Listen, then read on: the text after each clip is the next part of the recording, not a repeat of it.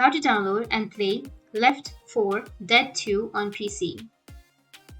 So if you want to download and play Left 4 Dead 2 on your PC or your laptop, then first you need to open up a browser.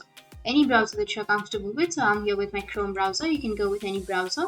Now on the browser, you need to simply search for Left 4 and Dead 2, scroll down, and here you will have 80% off on your Steam, so you just need to simply open up your Steam.